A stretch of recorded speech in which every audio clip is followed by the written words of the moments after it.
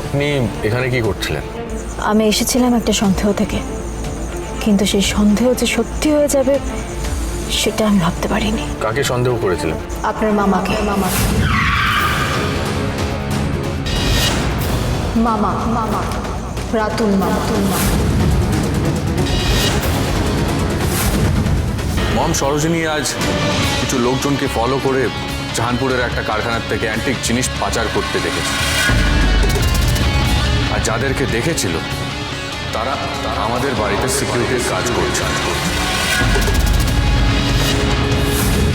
প্রমাণ আছে আমার কাছে। যখন ওরা অ্যান্টিক জিনিস পাচার করছিল তখন আমি ছবি তুলেছি।